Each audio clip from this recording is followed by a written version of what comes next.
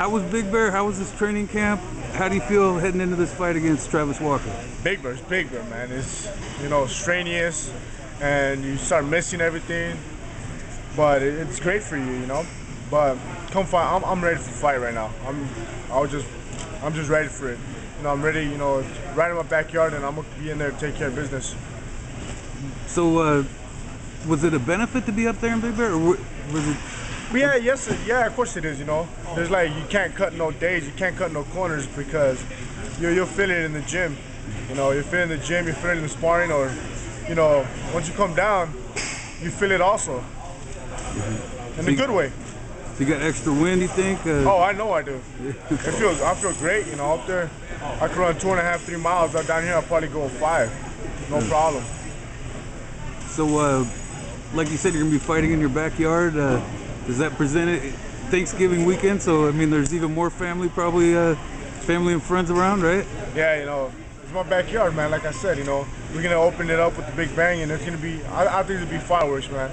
Not only with my fight, but also with Paul Williams. So it's gonna be a great event. Mm-hmm. And how do you feel about the weight that you're at? Did you get down to what you wanted to be at?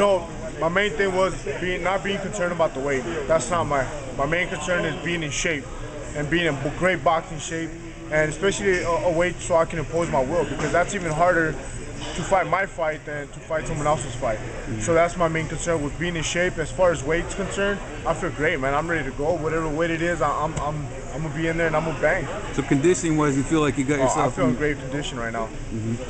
And what are your thoughts on Walker? We talked to him earlier. The guy seems highly motivated. He feels like he's been slighted. That some people are looking at him as just an opponent. How are you looking at him? Just as another fight. Just like I always say, doesn't matter who it is. It could be Klitschko, it could be anybody. It's just another fight that I have to come in here and win.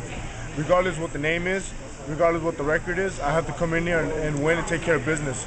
And he's a good fighter. He's a strong fighter. He's a big fighter, and he's gonna come in and try to knock my block out because of course, like everybody says, like you just said right now, he feels like he's being overlooked, but he's not being overlooked by me, which is the most important thing. So you're taking him very seriously? Oh, have to, man. This guy has a strong right hand. He has power in both hands, So I got to be on my P's and Q's, come fight time. Mm-hmm. And the other thing too, do you feel any pressure that a lot of people are looking at you as the top American heavyweight? There's not too many great prospects out there, and you're the one that everybody's looking to and be a Mexican American too. No, it's not pressure because I already feel like I'm the best American heavyweight. This fight right here is not to prove the best American heavyweight because I already proved it. And time and time again, I've been taking care of all these prospects, and this is for world supremacy in my eyes. To be considered elite world heavyweight fighter, not American heavyweight fighter.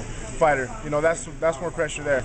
I'm gonna take the Mexican fans, the American fans, put them on my back.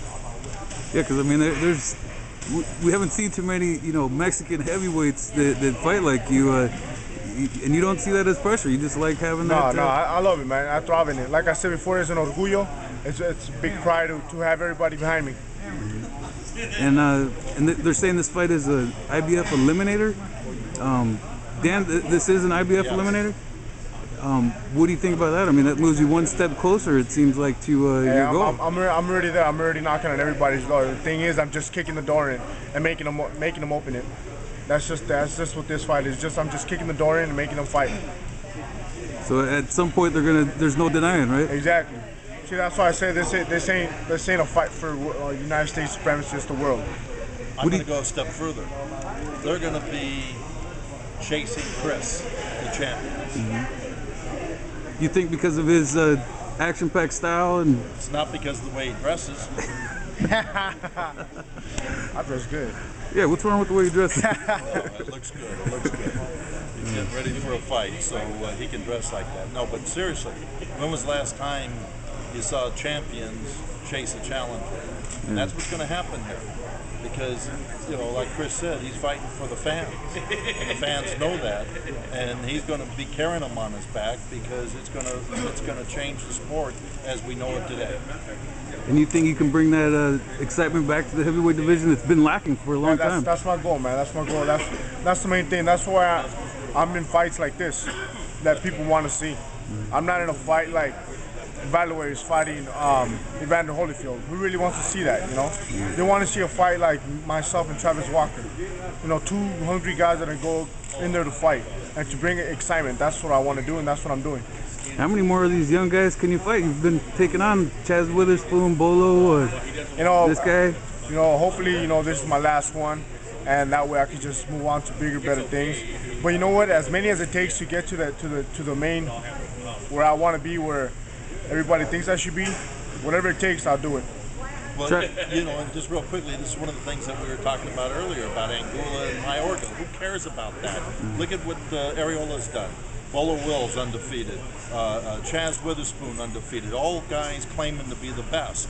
Okay, they were very talented fighters, but not as talented as Chris. Now you got Travis Walker, who in essence I look at as an undefeated fighter. Okay, these are the fights the fans want to see. They don't want to see the old timers like Holyfield and Valuev. Who cares? Okay, this is what's dragging it down. Okay, you got to give the fans great fights, ones that they know that the other guy is competitive in the other corner. And when you ask that question, when does he stop doing the young ones? It stopped. 209 is when they start everyone chasing him now. Yeah, what do you say? Travis was saying he doesn't see it going past 5 rounds either way. That one of you guys is going to knock the other guy out. What do you have to say about his... You know what? What I say about that is that, you know what? Talk is cheap. Talk is cheap. I don't talk. I'm not in here saying I'm going to knock him out 7, 8, 9 rounds, but I'm going to win. That's what I'm going to do. I'm going to come in there and I'm going to make him fight my fight. And once he realizes that he's in a real fight, you know, he's not in there with no tomato can. You know, he's going to realize that he's in a fight. McDaniel. What was his name? It really don't matter What who was they are. that guy's name? You got a couple of them in there. Get your email out and see. Wallace McDaniel. Can I say that you're going to stop him within 6, 7? Yeah, sure, you can say that. Okay, he's going to stop him. Okay. Okay. Hey, look. It's like Henry just said. When that bell rings, Arreola's on the whole. It's exactly what epitomizes boxing. Okay, he's a fighter out there. And when these fighters realize the combinations, the pinpoint accuracy, and the you know tremendous amount of punches he throws, is devastating in there. Very few guys, if any, are going to be able to stand up to him. That's my main thing. You know, I want to come in there and impose my will and not fight somebody else's fight. I want to make them fight my fight and see if they could go 7, 8, 9, 10, 11 rounds, my style, my fighting, the way I fight. So eventually they're gonna break down. When you look at tape of Travis Walker, what do you see? I've never seen a tape. You haven't seen what? Never seen one tape. You don't watch tape? Have you seen him fight at all? I seen him fight. What did you think of I him? seen him fight against Jason Gavin, which was a real tough fight. You know, I'm not with Jason Gavin. You know, I seen him fight against Andrew Greenlee, which was to me was a pretty close fight. I seen him fight Georgie Garcia, which another one, which is a close fight. You know, I think it could have gone either to George Garcia or Travis Walker. So those are the only fights I've seen him fight. You know, he's a big, strong guy. That's all I've seen of him. But, you know, like I said, you know, every fight comes a different guy, and we'll see which one shows up this week and see if this guy could take me.